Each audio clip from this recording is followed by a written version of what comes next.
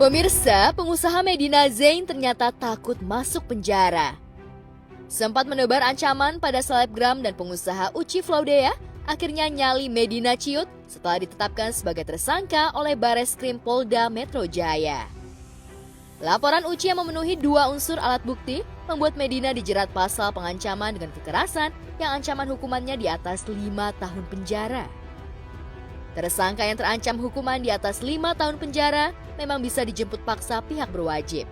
Karena itukah Medina akhirnya meminta maaf pada Uci? Di sini saya Medina mau meminta maaf buat teman-teman atau siapapun yang pernah merasa disakiti atau tersakiti oleh saya. Mudah-mudahan permintaan maaf saya ini diterima dan untuk kedepannya mudah-mudahan menjadikan Medina lebih baik lagi, menjadi manusia yang lebih baik lagi. Untuk beberapa hari ke depan insya Allah nanti akan ada perdamaian di antara para pihak. Karena dalam regulasi kita itu kan ada restoratif justice kan. Nah itulah kemudian insya Allah itu yang nanti akan ditempuh dan mudah-mudahan semua pihak akan saling memaafkan. Semua pihak mesti harus saling menerima antara satu dengan yang lain. Kalau memang toh itu masalah bisa diselesaikan secara kekeluargaan, kenapa mesti harus dia berlanjut sampai ke tingkat kepolisian maupun juga tingkat peradilan. Rencananya mau bertemu langsung, sudah dikomunikasikan juga sama lawyernya. Secara personal memang saya belum menghubungi, tapi sudah dijembatani gitu. Jadi mudah-mudahan rencana sih minggu depan katanya, karena kemarin baru sampai di Jakarta beberapa hari lalu, jadi mau istirahat dulu. Jadi mudah-mudahan minggu depan udah ketemu dan mudah-mudahan selesai. Berawal dari transaksi pembelian tas branded, Uci sempat meradang kepada Medina karena 7 tas yang dibelinya dari pengusaha asal Bandung itu ternyata palsu. Dari situlah, Uci mendesak Medina agar segera mengembalikan uangnya. Bukannya mendapatkan refund, Uci justru mendapat ancaman bom dari Medina. Akhirnya, Uci mempolisikan istri Lukman Azari itu. Lantas, apakah Uci akan melanjutkan perkara itu sampai ke pengadilan sekalipun Medina sudah meminta maaf? Awalnya klien saya melaporkan laporan polisi di Polda Metro Jaya pada bulan Oktober 2021 kaitan pengancaman ketika klien saya berkomunikasi dengan tersangka MZ alias MS yang mana kaitan komunikasinya mengenai tas palsu. Dan hal tersebut sudah dilaporkan di Polrestabes Surabaya. Nah, dalam komunikasi tersebut, dalam pembicaraan tersebut, ada ancaman di sana yang membuat klien saya merasa terancam sehingga membuat laporan polisi di Polda Metro Jaya. Ya, waktu itu banyak pihak yang mengompor-ngompori aja sih, sampai ada perdebatan di Instastory. Padahal maksudnya dulu saya sama Kak Uci kenal juga baik-baik, itu dari 2019 kenal udah baik-baik.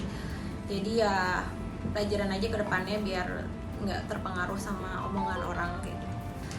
Sebagai warga negara kan saya juga pasti ada namanya pembelaan lah. Maksudnya kemarin juga saya kaget sebenarnya itu di Instastory yang kita flashback ke belakang, di Instastory tersebut saya tidak sama sekali menyebutkan siapa orang yang saya tuju gitu. Tapi ya udah, namanya nasi udah menjadi bubur. Pelajaran ke depan saya mungkin harus berhati-hati lagi dalam bersosial media kayak gitu. Sempat komunikasi, terus Kak Uci kemarin di Paris kan. Jadi pertemuannya sempat tertunda, jadi agak mengulur waktu sampai dia pulang dari Paris. Jadi insya Allah minggu depan akan ada pertemuan diagendakan.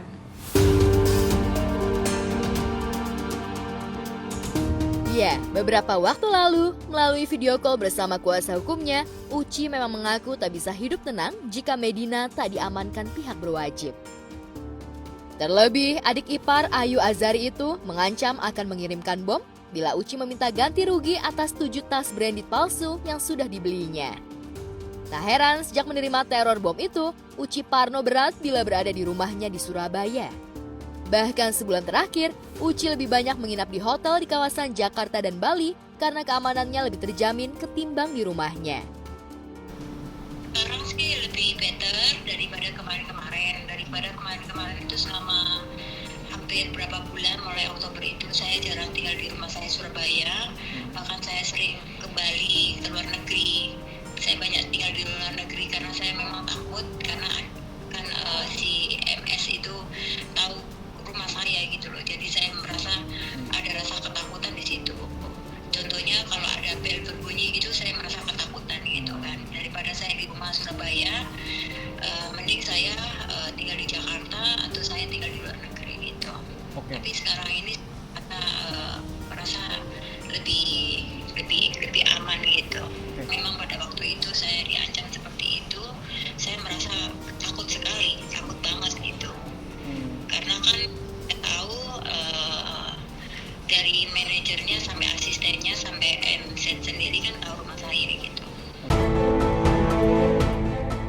Hingga kini belum bisa dipastikan kapan Medina dan kuasa hukumnya akan menemui pihak Uci untuk menyatakan permintaan maaf secara langsung sekaligus mencari win-win solution. Tapi berkaca dari perseteruan Medina dengan selebgram Marisha Icha, di mana Medina sudah ditetapkan sebagai tersangka sejak akhir Desember 2021 lalu, hubungan mereka justru semakin memanas setelah kedua kubu bertemu. Saat itu, Medina mengaku dianiaya Icha hingga sempat melapor ke Polres Jakarta Selatan. Sayangnya, laporan Medina di SP3 oleh aparat terkait karena tak cukup memiliki 2 alat bukti. Lalu benarkah Medina juga akan mengulur itikat damai kepada Icha? Minggu depan rencananya kan Kak Ica sama Kak Uci baru pulang dari Paris barengan. Jadi mudah-mudahan minggu depan ketemunya bersama-sama. Semua masalah yang terkait dengan undang-undang ITE itu awalnya ya memang mesti harus ada para pihak diperhadapkan di hadapan penyidik untuk masing-masing dikasih ruang untuk saling memaafkan satu dengan yang lain. Insya Allah, mudah-mudahan kita siap lah. Kan niat kita kan semua baik, dan saya kira setiap apapun yang dilakukan ataupun ingin diharapkan oleh siapa saja, tentu yang paling penting adalah kita ingin mengedepankan sebuah kebajikan, kemaslahatan untuk kita semua. Ya, sebenarnya saya sebagai terlapor ya Bang ya, tetap mengikuti semua, tetap apa Bang? Kooperatif ya, tetap kooperatif. Jadi setiap dipanggil sama Polda selalu hadir, dan kemarin juga ada bukti-bukti yang harus diserahkan, saya serahkan gitu. Jadi ya saya sebagai terlapor belajar kooperatif dan mengikuti semua yang diminta sama penyidik.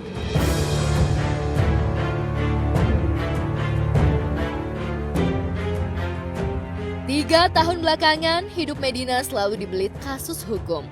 Tahun 2019 hingga 2020, ia berseteru dengan Irwansyah dan Zaskia Sungkar, rekan bisnisnya.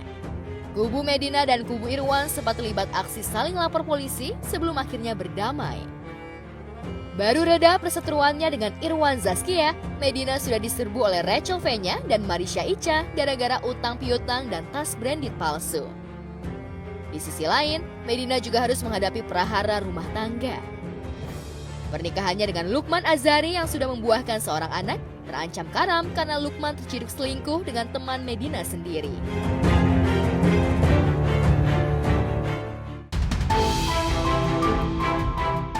Kasus hukum dan konflik rumah tangga disinyalir membuat bipolar Medina auto kambuh hingga ia melakukan perubahan ekstrim dengan melepas hijabnya. Setidaknya hal itu sempat diungkapkan oleh ibunda Medina. Tapi benarkah setelah 2 bulan buka hijab, Medina merasa menyesal? Di momen mau bulan puasa ini salah satunya, terus juga mungkin lama-lama juga capek ya Bang ya, kalau ribut terus nggak ada habisnya. Jadi pengennya selesai baik-baik, dan saya mungkin harus berhati-hati lagi dalam bersosial media kayak gitu, dan untuk kedepannya mudah-mudahan bisa menjadikan aku lebih baik lagi.